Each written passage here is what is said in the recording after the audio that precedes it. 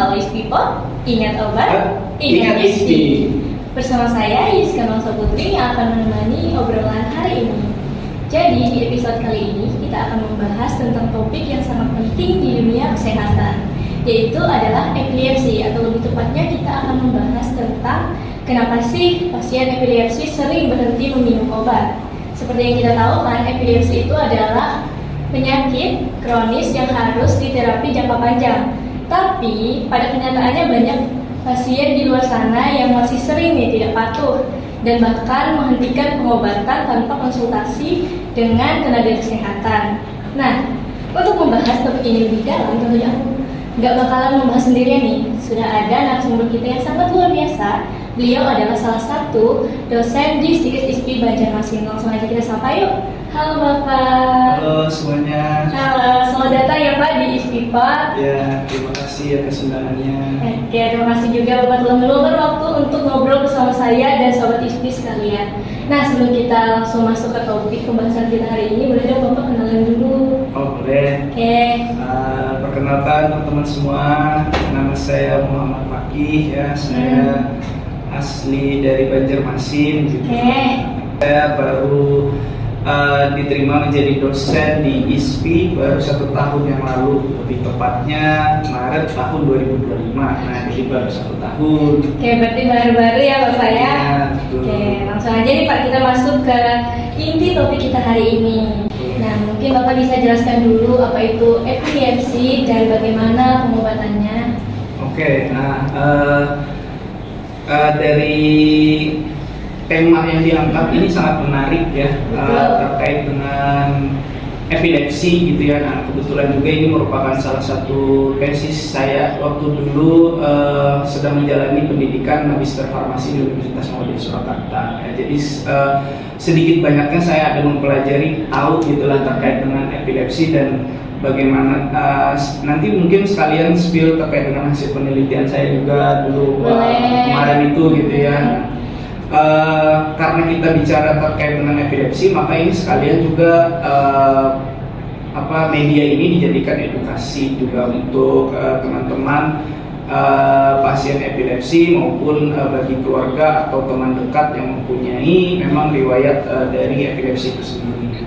Nah, kalau kita bicara terkait dengan epilepsi, ya epilepsi adalah gangguan neurologis ya yang terbilang sangat banyak selain daripada skizofrenia gitu ya. Epilepsi juga salah satu penyakit neurologis yang banyak dialami oleh penduduk Indonesia seperti itu. Nah, epilepsi itu sendiri terjadi karena adanya kejang yang berulang seperti itu ya. Nah, kejang atau bahasa lokalnya disebut juga dengan ayan gitu ya. Nah, bahasa medisnya kan kita menyebutnya adalah epilepsi.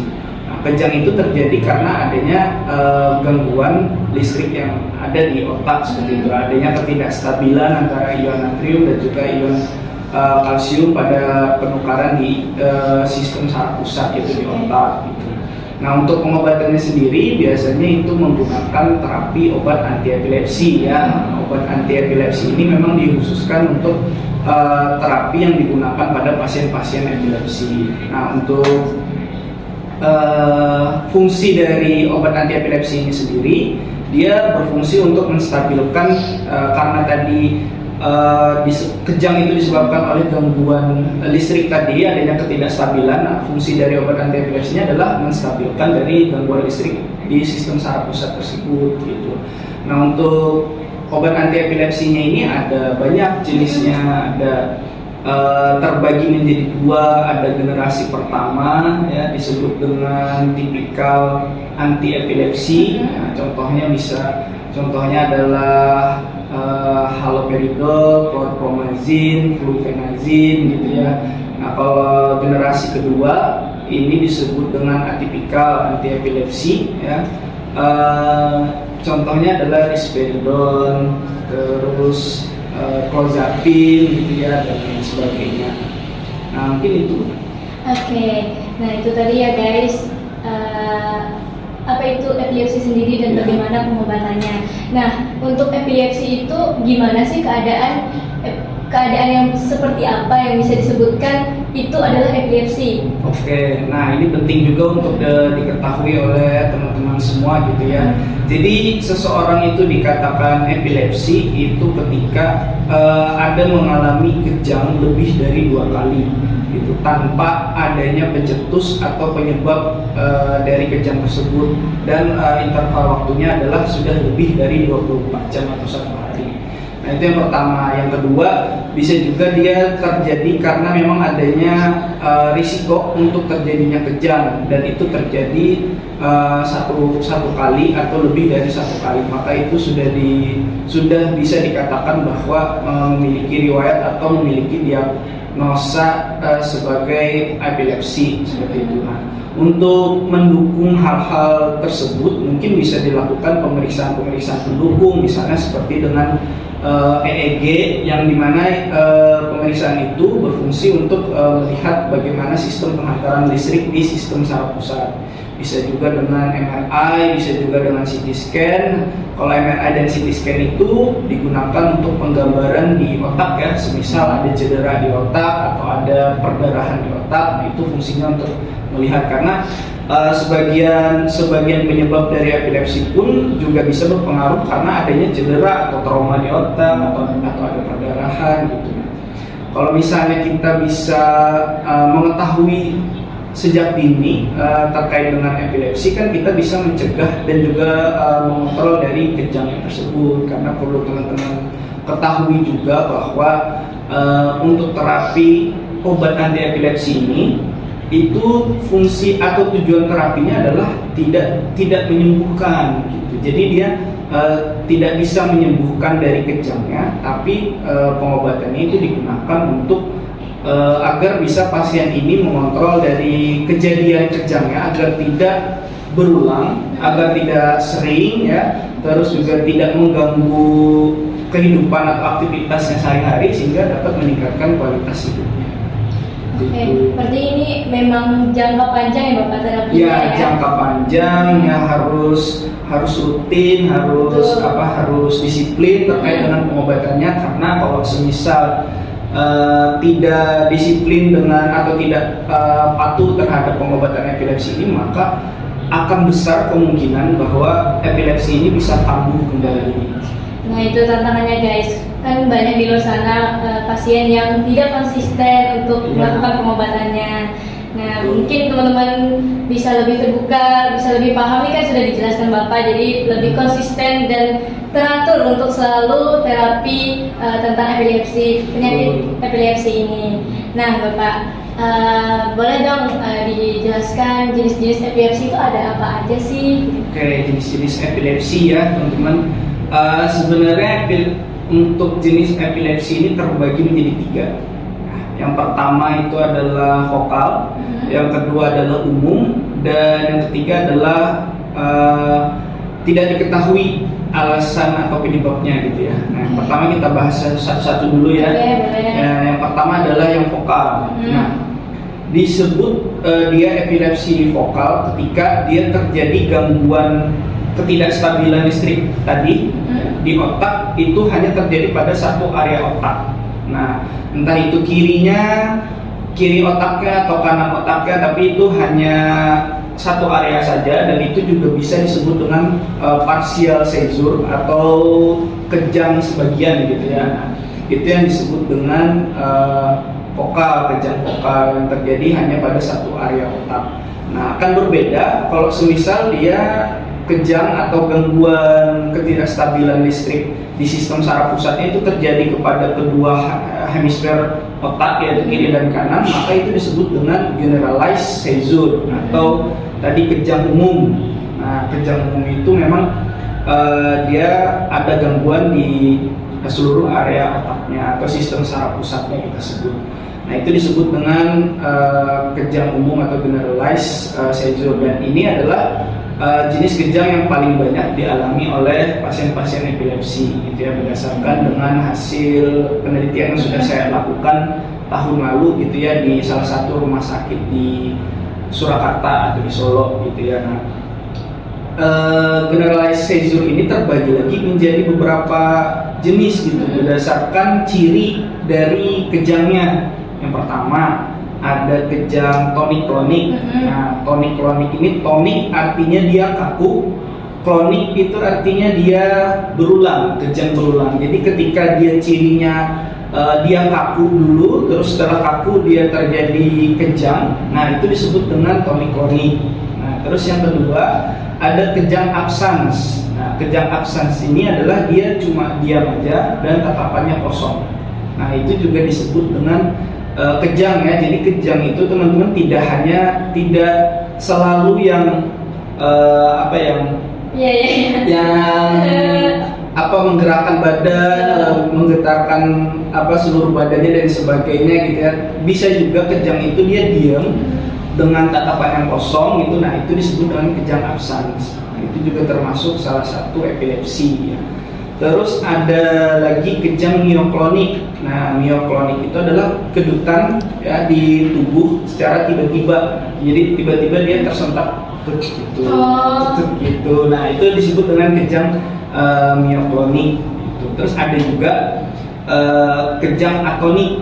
Nah, kejang atonik ini terjadi karena adanya gangguan pada otot ya. Jadi sehingga menyebabkan pasien ini tiba-tiba jatuh, tiba-tiba lagi berdiri misalnya jatuh. Nah, itu disebut dengan kejang atonik. Nah, terus yang ketiga tadi adalah kejang yang tidak diketahui penyebabnya. Jadi kalau tidak diketahui ya berarti selain daripada yang vokal sama yang umum tadi, apapun penyebab dari kejangnya maka itu termasuk dalam klasifikasi dari kejang yang unknown ya, berarti ya tidak diketahui gitu. Itu dia ya jenis-jenis epilepsi. Nah Bapak, ini untuk pasien nih yang berhenti minum obat, apa saja sih resiko atau dampak yang bisa terjadi untuk pasien yang bandel nih, kayak berhenti minum obat sendiri gitu tanpa ada konsultasi sama tenaga kesehatan? Oke. Jadi yang perlu teman-teman pahami terlebih dahulu ya, karena tadi sudah kita bahas dengan panjang lebar ya terkait dengan epilepsi itu kan adalah penyakit yang kronis teman-teman. Jadi dinamakan penyakit kronis itu adalah artinya dia sifatnya adalah progresif atau tambah buruk jika tidak dikendalikan. Jadi yang paling kita tidak inginkan kan adalah kemungkinan terburuknya yaitu kematian gitu ya. Nah, itu adalah risiko yang paling kita tidak inginkan atau yang kita hindari gitu. Nah, makanya agar tidak mencapai hal tersebut yang tidak kita inginkan tadi, makanya ada pengobatan anti epilepsi ini, di mana tujuannya adalah mengontrol dari kejadian dari kejangnya gitu ya. Jadi kalau misalnya kita tidak teratur atau kita tidak disiplin, maka dampaknya selain daripada adanya risiko kematian tadi, maka bisa juga dampak yang terjadi adalah ada yang disebut dengan status epileptikus. Nah, status epileptikus ini adalah ketika seseorang itu sudah dinyatakan kejang secara terus-menerus dengan frekuensi yang sangat banyak.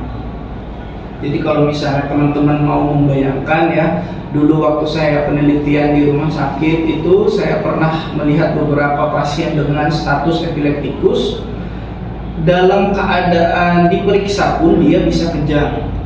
Jadi pada saat di rumah sakit dia atau dimanapun dia berada, tiba-tiba dia kejang, tiba-tiba frekuensi kejangnya itu tambah banyak. Nah, itu yang disebut dengan status epileptikus. Nah, itu kita sangat kita hindari juga gitu ya. Nah, terus selanjutnya kalau misalnya kita tidak disiplin lagi, kita tidak teratur dalam pengobatan anti epilepsi ini, karena tadi kita tarik kembali, tujuan dari obat anti epilepsi ini adalah untuk meningkatkan kualitas hidup dari si pasien. Kalau misalnya kita tidak teratur, maka kedepannya akan ada terjadi kemungkinan kekambuhan. Nah, kalau misalnya kita tidak teratur, maka akan kambuh lagi, sehingga kalau misalnya kita kambuh itu kan ya otomatis akan mengganggu aktivitas sehari-hari gitu ya. Jadi Makanya disebut dapat mengganggu kualitas hidup dari si pasien karena dia bisa kambuh dan kambuh kembali kalau misalnya kita tidak disiplin terhadap pengobatan dari anti epilepsi itu sendiri. Seperti itu sih. Berarti dampaknya sangat serius ya, bakalan lebih sering kambuh berulang, bahkan lebih kejamnya lebih berat. Betul. Dan ada risiko kematiannya juga. Iya, ada risiko kematian mendadak jika memang tidak diobati dan tidak disiplin dalam pengobatannya.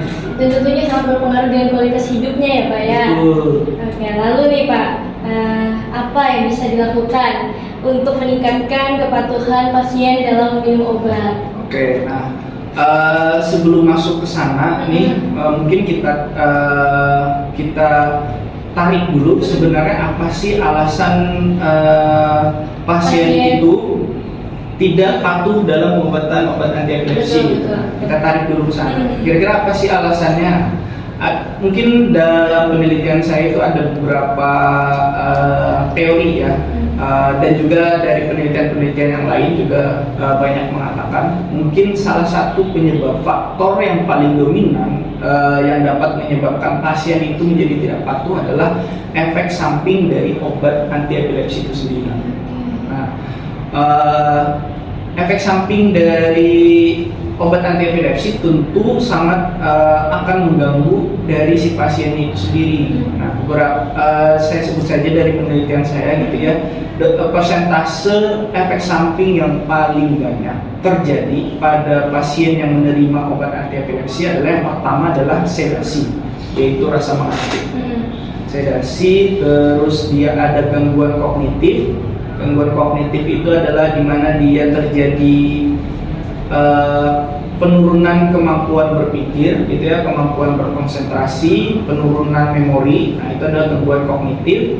Terus ada gangguan gastrointestinal, yaitu berupa mual dan muntah. Terus ada juga dia perubahan mood, ya, gangguan mood di mana sering terjadi depresi, anxiety, gitu ya, kecemasan yang berlebihan. Itu adalah efek samping yang paling banyak saya temui ketika saya melakukan penelitian di salah satu rumah sakit di Surakarta tersebut. Nah, kebetulan karena saya tesisnya adalah terkait dengan efek samping dan hubungannya terhadap kepuasan dari pasien tersebut, maka banyak pasien yang mengeluhkan dengan dia meminum obat anti epilepsi ini dia jadi terganggu juga gitu, aktivitasnya kan jadi banyak yang mengantuk, jadi yang moodnya berubah-ubah gitu kan, karena yang dinamakan obat anti epilepsi ini teman-teman kan dia mainnya juga di sistem saraf pusat ya. Jadi efek samping yang timbul juga berhubungan dengan sistem saraf itu sendiri, yaitu termasuk dengan gangguan kognitif, gangguan mood tadi, perubahan mood gitu ya. Itu semua adalah memang efek samping dari obat psikis ya, atau obat anti epilepsi itu sendiri. Nah, banyak yang mengatakan mereka jadinya tidak puas karena adanya efek samping ini. Lalu apakah dengan begitu kita harus menghentikan pengobatannya? Itu juga bukan salah satu solusi gitu ya, bukan salah satu solusi yang terbaik yang bisa dilakukan. Karena kalau misalnya kita karena adanya efek samping itu malah kita jadi berhenti untuk minum obatnya, maka bukan lagi aktivitas yang terganggu, tapi bisa jadi kegagalan terapi yang didapatkan di kedepannya. Dan yang tadi yang saya sampaikan bahwa yang paling kita hindari adalah risiko kematian tersebut gitu ya.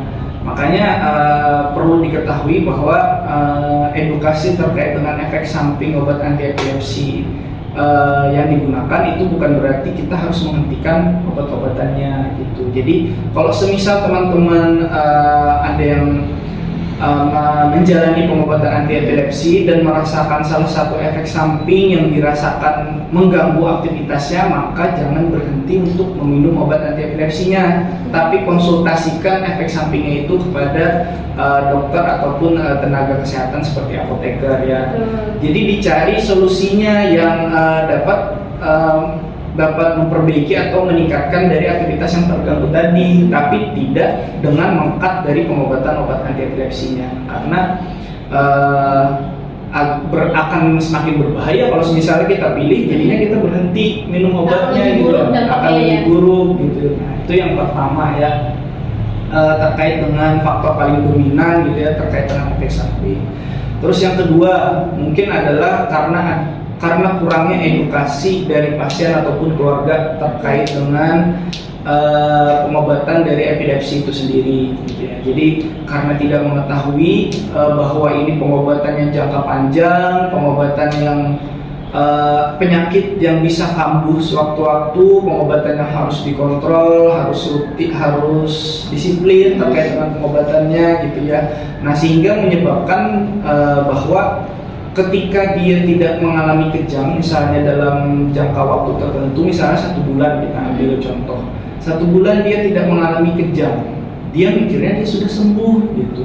Nah, ketika dia tidak mengalami kejang selama 1 bulan tuh mikirnya sudah sembuh, maka lalu menghentikan pengobatannya. Padahal tidak seperti itu cara mainnya di pengobatan epilepsi ya. Jadi ketika dia tidak mengalami kejang dalam 1 bulan itu bukan berarti itu sudah sembuh, karena balik lagi teman-teman, pengobatan anti epilepsi ini tujuannya adalah tidak untuk menyembuhkan, tapi untuk mengontrol dari gejala kejangnya. Jadi kalau misalnya dalam 1 bulan itu dia tidak mengalami kejang, maka terapinya itu sudah berhasil tapi belum sembuh. Nah, itu yang perlu di highlight ya. Dia belum sembuh gitu ya. Nah, tapi tujuan dari terapinya itu berhasil, artinya sudah tidak terjadi kejang lagi selama 1 bulan atau dalam jangka waktu tertentu, misalnya 1 bulan, 2 bulan, 3 bulan tidak mengalami kejang, artinya tujuan pengobatan obat anti epilepsinya itu efektif dan berhasil. Itu salah satu indikatornya gitu. Jadi bukan berarti itu sembuh lalu menghentikan pengobatannya, jangan ya teman-teman gitu. Nah, terus mungkin lagi alasannya adalah terkait dengan stigma sosial ya, karena epilepsi ini masih di masyarakat itu masih dihubung-hubungkan dengan hal-hal yang mistis gitu, dengan ya masih berkaitan lah dengan hal-hal yang seperti itu bagi sebagian orang gitu ya. Nah, sehingga dengan adanya stigma seperti itu, pasien menjadi lebih enggan untuk meminum obat anti epilepsi gitu ya. Nah, jadi lebih malu untuk meminum obat anti epilepsinya, karena kalau misalnya dia meminum kan berarti dia terdiagnosa dengan epilepsi itu sendiri. Nah, kalau seperti itu sih ya, ini pentingnya adalah untuk membedakan antara stigma tersebut, jangan sampai mengganggu dari pengobatan yang seharusnya itu rutin untuk diminum misalnya seperti itu ya. Nah, jangan sampai kalau boleh saya bilang sih jangan terlalu dipikirkan lah terkait dengan stigma tersebut. Jadi tetap harus rutin juga, harus tetap disiplin juga terkait dengan pengobatannya. Terus mungkin alasan yang keberapa tadi? Yang terakhir yang terakhir adalah karena dia lupa. Nah, ini sudah yang paling umum yang saya temui gitu ya pada saat saya penelitian di rumah sakit tersebut, karena lupa gitu ya. Nah, kalau misalnya lupa berarti solusinya seperti apa ya? Solusinya ya mungkin bisa dengan alarm gitu ya, menyetel alarm atau meminta bantuan keluarga gitu ya. Nah, untuk bisa mengingatkan untuk meminum obat. Nah, itu sih alasan ya kenapa pasien itu bukan sering juga ya, maksudnya sebagian juga tidak rutin untuk meminum obatnya. Nah, sekalian tadi juga sebenarnya sudah saya spill juga jawabannya atau solusinya gitu ya. Nah, tadi pokoknya yang efek samping itu bukan jawabannya adalah dihentikan tapi dikonsultasikan. Terus terkait dengan edukasi ya, ini salah satu medianya gitu ya. Jadi kan teman-teman sudah paham, artinya kalau misalnya ada teman-teman yang memiliki riwayat untuk kejang atau epilepsi ya, jangan sampai patuh terhadap pengobatannya. Terus yang ketiga tadi terkait dengan stigma, ya jangan terlalu dipikirkan lah terkait dengan stigma tersebut. Yang penting adalah kesehatan ya, kesehatan kita semua, kesehatan teman-teman semua ya. Tetap disiplin, tetap patuh terhadap dengan pengobatan obat anti epilepsinya. Terus kalau misalnya lupa, ya solusinya adalah setel alarm gitu ya, meminta teman terdekat, bantuan keluarga ataupun pasangan gitu ya untuk bisa mengingatkan untuk minum obat. Karena penting teman-teman, pengobatan obat anti epilepsi ini jika sampai dihentikan ya risikonya tadi banyak. Jadi ya, yang sudah saya sampaikan tadi. Oke, jadi kuncinya ada edukasi, kemudian komunikasi serta dukungan tadi ya, dan kayak alat-alat bantu seperti alarm untuk mengingatkan minum obat. Oke, nah ini nggak terasa ya Bapak, kita telah membahas luas tentang epilepsi ini. Nah, mungkin kita bisa membahas lebih lanjut di episode-episode berikutnya. Nah, dari pembahasan kita hari ini, kita bisa melihat bahwa alasan pasien epilepsi berhenti minum obat itu sangat kompleks. Tadi ada alasan faktor medisnya, kemudian juga ada psikologi, kemudian juga ada dari ekonomi, kemudian ekonomi juga salah satunya. Karena saya tambahkan sedikit ya, karena kalau karena finansial yang kurang ini, kebetulan pengobatan obat anti epilepsi ini teman-teman tergolong banyak ya. Untung juga kalau misalnya dia punya jaminan kesehatan ya. Tapi kalaupun punya, ketika akses obatnya kan tidak semua bisa tidak semua bisa memfasilitasi gitu. Biasanya akses untuk obat-obatan anti epilepsi ini hanya pada rumah-rumah sakit yang menjadi rujukan. Nah, ketika rumah sakit rujukan ini jauh, sehingga kan selalu ada transportasi yang harus rutin ngambil obat, periksa dan sebagainya. Nah, itu kadang juga menjadi salah satu alasan kenapa juga pasien tersebut jadi malas untuk periksa lalu ngambil obatnya, dan kadang telat. Kalau misalnya 1 bulan itu misalnya 1 bulan tanggal 1 April, tanggal 1 Mei ambil lagi, kadang jadi telat 2 Mei, 3 Mei, 4 Mei baru ngambilnya. Nah, itu sebenarnya juga tidak disarankan. Kalau bisa selalu berlanjut dari satu waktu ke waktu yang lain seperti itu. Dan yang paling penting berarti kita tidak boleh menghentikan obat tanpa konsultasi dengan tenaga kesehatan seperti dokter dan apoteker. Karena dari menghentikan obat secara mendadak itu pada akhirnya nanti akan menyebabkan resistensi juga. Seperti yang teman-teman juga ketahui terkait dengan resistensi antibiotik, ini juga berlaku pada epilepsi gitu. Ketika dia dihentikan secara mendadak, maka obat sebelumnya misalnya risperidon itu bisa jadi tidak akan mempan lagi gitu, sehingga harus dinaikkan dosisnya atau dikombinasikan dengan obat epilepsi yang lain. Sehingga untuk penghentiannya pun harus dengan tapering dose gitu ya, harus dengan pelan-pelan gitu, seperti itu. Ya, terima kasih banyak Bapak ya sudah mengobrol, sudah membagikan ilmunya untuk kita semua. Semoga ilmunya dapat kita ambil dan kita pahami ya, dan serta kita aplikasikan bagi mungkin teman-teman yang mengalami epilepsi. Oke, itu dia teman-teman. Jangan lupa teman-teman share juga video ini supaya lebih banyak lagi orang-orang yang paham serta mengerti tentang kepatuhan terapi epilepsi tersebut. Sampai jumpa di episode berikutnya. Dadah.